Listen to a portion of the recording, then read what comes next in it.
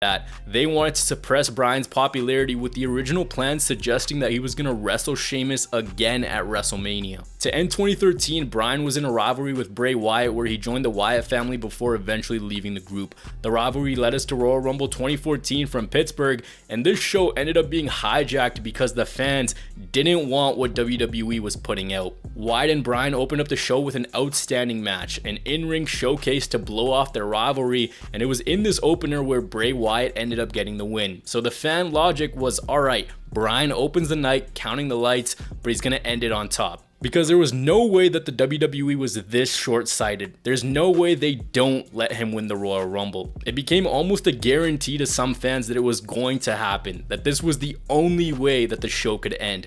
But the question was who was going to be the champion possibly headed into WrestleMania. That's where this match between John Cena and Randy Orton came in. This was the 9th time these two met on pay-per-view broadcast, and like I said earlier, fans were sick and tired of the repeats to the point where they hijacked this match and they chanted for Daniel Bryan. They were chanting, "This is awful." The crowd booed every kick out, they were booing every move, and they were not afraid to tell Randy and Cena that they both sucked. It's often forgotten because how much of a mess the Royal Rumble was, but this started way before the first entrant even came out. This felt like it was just a hurdle that the crowd had to overcome to get to the moment they were all waiting for, and that was Daniel Bryan coming out and winning the Rumble. But the crowd was just not having it. But okay, now it's officially the last match of the night. The Royal Rumble is here, the match gets started, and out at number 1 is CM Punk, the man whose 434-day championship run was sacrificed the previous year as a means to the weight championship.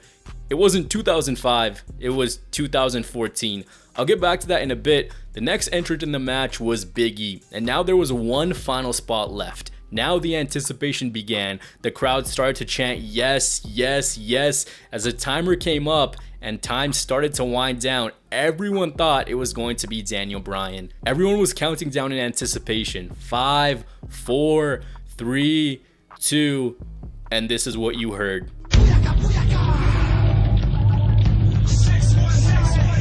Out came Rey Mysterio, and this crowd put the boo in Booyaka. They booed Rey so hard and for no real reason. He hadn't done anything wrong, but it was the simple fact that it wasn't Daniel Bryan. It dawned on the fans. The hopes and dreams they had were crushed. The realization set in that it wasn't happening, that this was the final entrant in the Rumble, and once they realized that Bryan in the Rumble wasn't happening, they booed and they booed and they booed. The only person they wanted was Daniel Bryan. The boos took over, the fans took over. This thing was a wrap. Anything could have happened.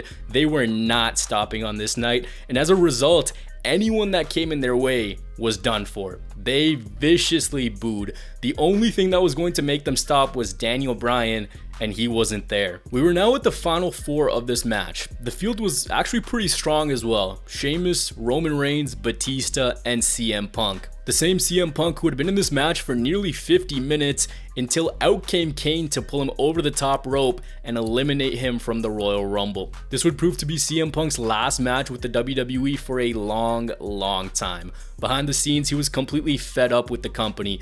In a way, he was the Pittsburgh fan base that night represented through a wrestler. The plan headed into Mania was for Punk to take on Triple H, and Punk felt like he was constantly overlooked, not given the opportunities that someone working their ass off should get. And Royal Rumble 2014 proved to be the final straw for Punk before his departure the next night.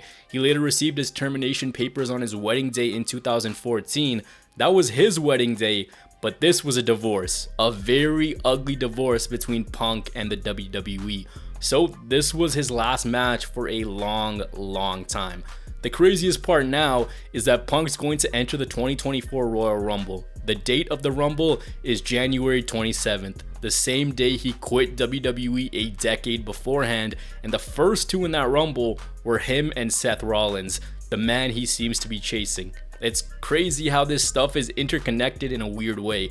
So after this Rumble, WWE lost CM Punk for WrestleMania and for the foreseeable future. Fans didn't know it at the time, but what the audience in Pittsburgh did know was that they didn't want Batista to win. The The final two came down to Roman Reigns and the Animal. Roman had broken the single Rumble elimination record held by Kane, and this year Roman became a symbol of defiance. Fans turned in his favor because they wanted anyone but Batista to win. It's crazy considering what happened a year later. When the show came to an end, Batista dumped out Roman and he won the Rumble. And again, the fans booed and they booed and they booed. The only thing missing was fans throwing tomatoes in the ring. That's how much they booed the final act. What sucks is from here, Batista was always the bad guy no matter what, and all he wanted was another WWE run. There was no memorable sequence in this Rumble. There was no big return. There was no substance. There was no point where Batista even dominated the match. He was just kind of hanging around from 28, and then he went on to win. The crowd hijacking continued, and this show went off the air with boos upon boos as poor Batista couldn't do anything but wonder what the hell he came back to. Long story short, following this disaster, the company was able to make amends, and they did have Daniel Bryan run the gauntlet at WrestleMania and give us an amazing underdog story straight out of a movie, but the road to get there is this stain of a Rumble when it could have just been avoided altogether. For Batista, I mean, it's such a shame because yeah, he came back in 2019 for one last match, but this was going to be his actual last run. Who knows what could have came out of this? For so many of us who grew up in the 2000s, this was always one of the best and most consistent guys on the roster. He was always holding it down at or near the top, and he made our childhoods awesome. It sucks seeing what happened to him. Imagine if Batista never came back on that one Raw and actually just popped up as a genuine surprise. Maybe it would have been a different story. A run that would have had a WWE title run for him instead ended up being most remembered for the disaster that was this Royal Rumble. Like, the most memorable thing that came out of this run was Blutista. This show got a critical reception and it was very bad. After the show went off the air, Batista, who was supposed to be a babyface mind you, mocked the yes chant and proceeded to show the crowd the middle finger. Many described this as a PR nightmare, with the most liked comment on WWE's Facebook reading, quote, "worst pay-per-view ever." Even former WWE star Mick Foley went on to criticize the WWE by asking them if the company hated their own audience, and it seemed like they did, also adding that he'd never been so disgusted by a pay-per-view. Wrestlers were hating on it, so you can just imagine the backlash that came from the fans. So yeah, you make a mistake. Clearly you're gonna learn from it and not repeat it again. Well, I got some news for you. WWE repeated it again, and the next year it got worse. It was more of a tire fire. It was a bigger mess. So I mentioned the WWE Network launched in 2014 and fans were going out and subscribing. Well, 1 year later, they wanted this thing canceled altogether, and it was one man's fault. The man dressed like a prison guard, the man whose promos were on flashcards, the man with the wettest hair, the man with the biggest pecs, the man who has a lot of kids.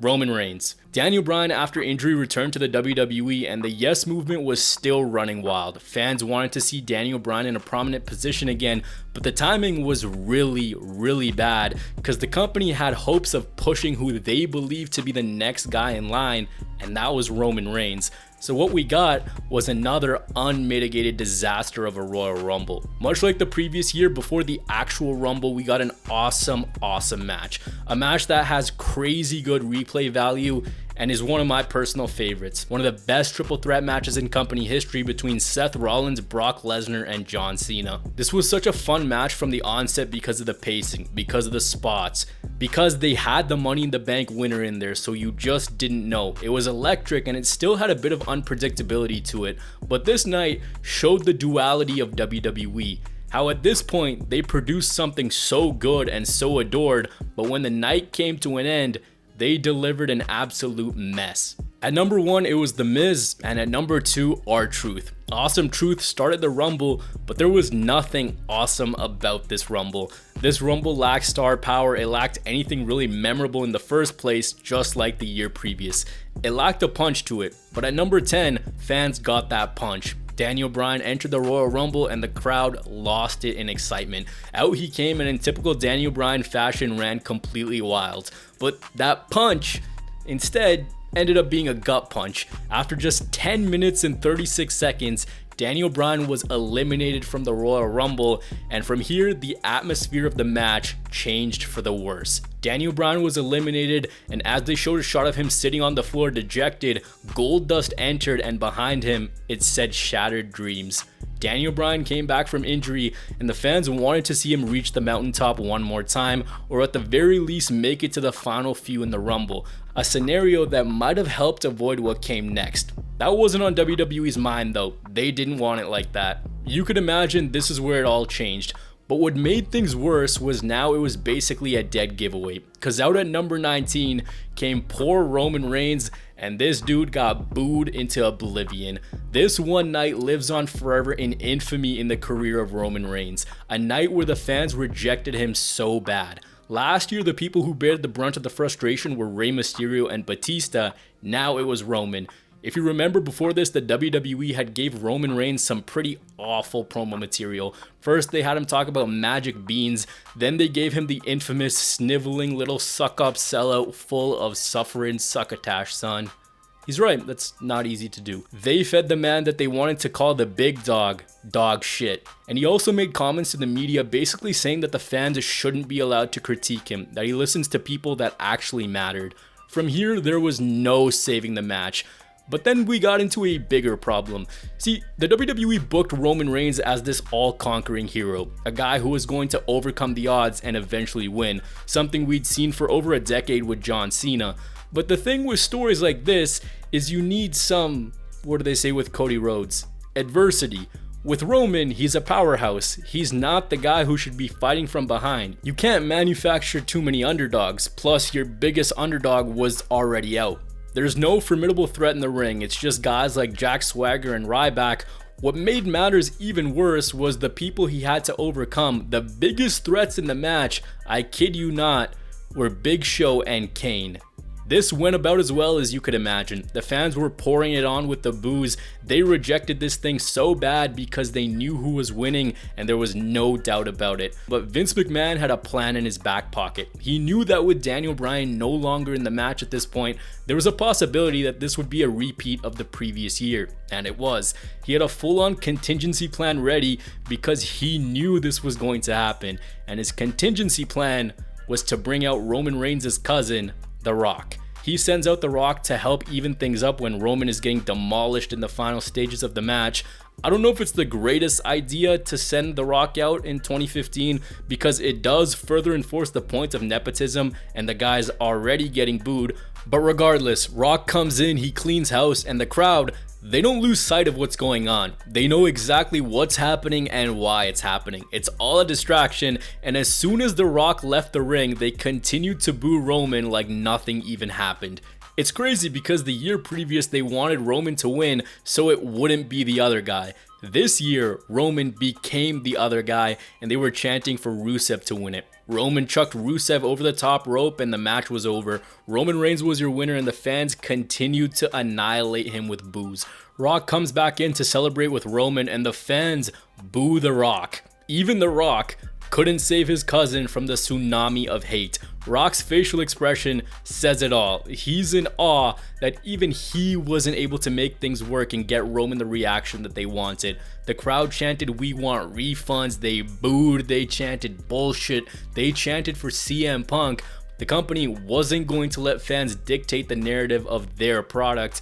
But this was just the beginning. After the show, the hashtag cancel WWE Network started to trend. Fans were going to the WWE Network and canceling their subscriptions in droves because of this tire fire. So much so that the cancellation page ended up crashing. People who were calling and manually doing this were told to call the next day because the volume of cancellations was just too high and too much to handle. The backlash was coming towards the WWE at a very, very high level, so much so that to appease the fans, they announced that they could watch the network for free the following month.